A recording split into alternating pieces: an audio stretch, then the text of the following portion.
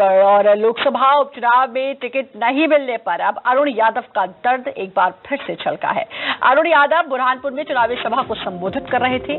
लोगों को संबोधित करते हुए अरुण यादव का दर्द छलका और अरुण यादव ने कहा कि हर बार फसल मैं उगाता हूं, काट कोई और ले जाता है। 2018 में भी यही हुआ।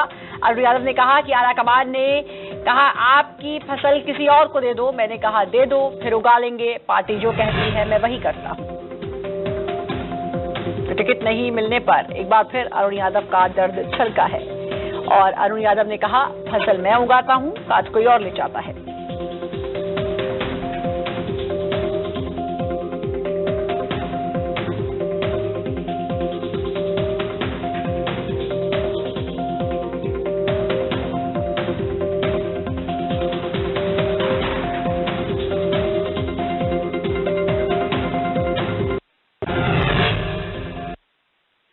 मुझे हर बार पार्टी जो निर्देश देती मैं करता हूँ, हर बार फसल में उगाता हूँ, किसी को दे देता हूँ। 18 में भी ऐसे ही हुआ। उन्होंने कहा तुम्हारी फसल दे दो, खाओ तो ले लो, फिर उगा देंगे। तो ये मेरा अपना मानना है कि मुझे बहुत कुछ मिला है, बहुत आगे और भी मौके मिलेंगे। संदीप भमरकर हमारे साथ रेजिडेंट एडिटर जुड़ चुके हैं। संदीप, अरुण यादव के मन में क्या है? दिग्विजय सिंह ने उनको शुभकामनाएं तक दे दी थी। सज्जन सिंह वर्मा ने कहा कि वो चुनाव लड़ें, उनका हम स्वागत करते हैं, बड़ी जीत मिलेगी, ये तमाम बातें की गई। अब जब टिकट किसी और को मिल गया तो अब उनका दर्द छलक कर बाहर आ रहा है।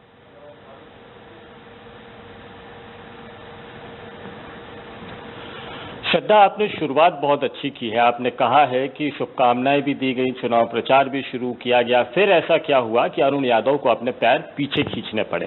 तो बात यही है, दर्द इसलिए झलक पड़ा क्योंकि शायद शुरू में इस तरह का संकेत नहीं था कि उनको चुनाव नहीं लड़ना है, लेकिन शुभकामनाएं भी दी गई, चुनाव प्रचार भी शुरू किया गया, फिर ऐसा क्या हुआ कि अरुण यादव को अपने पैर पीछे खींचने पड़े। तो बात आखिरकार कांग्रेस जीती। तो ऐसे में अरुण यादव को अपने बयान पर कायम रहने का मौका मिल गया, मजबूती मिल गई कि उन्होंने फसल अच्छी बोई थी, इसलिए फसल अच्छी काटी और सरकार के तौर पर कांग्रेस हालांकि ये जो तेवर हैं, ये जो सुर होते हैं अरुण यादव के, संदीप, जैसा आपने कहा पहली दफा देखने को नहीं मिले हैं। बीच में वो नरोत्तम मिश्रा से भी मिले, तब भी तमाम कयासों के दौर शुरू हो गए थे, बहुत कुछ खबरें आई, फिर उन्होंने खुद उस पर उन खबरों पर कहा कि भाई मैं कहीं नहीं जा रहा हूं, मैं कांग्रेस में ही रहूंगा। फिर दिग्विजय सिंह ने शुभकामनाएं दी, लगा कि अब तो अरुण यादव की सीट लगभग पक्की है। मेरी आपसे ही बात हो रही थी, मुझे याद है। फिर एक दिन पता चलता है कि अरुण यादव चुनाव नहीं लड़ रहे हैं। तो अब जो आपने भी कहा कि भाई ऊपर से क्या कोई दबाव, कि पहले कहा गया कि ठीक है आप लड़ेंगे और बाद में कोई दबाव डाला गया कि आप नहीं लड़ेंगे, तो ये टीस है, ये टीस कांग्रेस के लिए कहीं भारी तो नहीं पड़ेगी?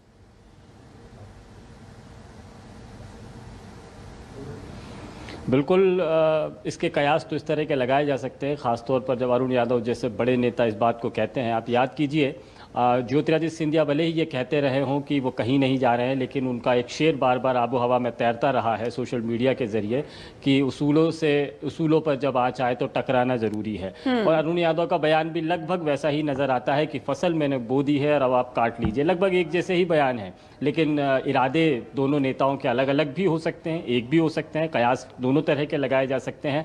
किसी पार्टी में अगर कोई नेता इस तरह का बयान देता है तो यह तारीफ वाला कोई बयान नहीं कहलाएगा, बल्कि अपनी नाराजगी जाहिर करने वाला बयान ही कहलाएगा। और यदि नाराजगी थोड़ी बहुत भी मन में है तो जैसे बारूद में आग का एक तिनका भी फेंक दिया जाता है तो बड़ा विस्फोट हो सकता है, ये उसी तरह की बात है। नाराजगी छोटी हो या बड़ी, जब तक छोटी है तब तक उसके बड़े होने की गुंजाइश बनी रहती है। यहाँ पर एक बात और है, जब नेता इस तरह की बयानबाजी करते हैं तो कोई ना कोई संकेत देते हैं। संकेतों में भी बहुत सारी बात छिपी हुई है, श्रद्धा। ये समझा जाए कि वो ये बताना चाहते हैं कि वो पूरी ताकत लगा रहे हैं, फसल बोने में कोई कसर नहीं कर रहे हैं।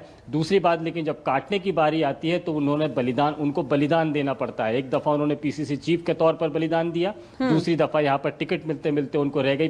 बलिदान अब उनका बढ़ता जा रहा है और ऐसे में जब इस तरह के बयान दिए जा रहे हैं और बलिदानों का जिक्र किया जा रहा हो तो जाहिर बात है नतीजे में कोई ना कोई उपहार की मंशा दिमाग में जरूर रहती है, और ऐसे बलिदानों में आमतौर पर आला कमान से उपहार की ही अपेक्षा की जाती है। जी जी, चलिए अब ये उपहार की उनकी अपेक्षा, और ये अपेक्षा ये कब तक रखते हैं, या कहीं ऐसा तो नहीं कांग्रेस अपनी कोई गलती दोबारा दोहरा रही हो, जैसे पहले कांग्रेस ने गलती की और उसका बड़ा खामियाजा कांग्रेस को भुगतना पड़ा। बड़ा खामियाजा यानी कि सत्ता हाथ से चली गई, जो कदम ज्योतिरादित्य सिंधिया ने उठाया। हालांकि ये मना ही कर रहे हैं, खैर ये वक्त बताएगा। बहुत बहुत शुक्रिया आपका संदीप, जुड़ने के लिए, तमाम जानकारी देने के लिए।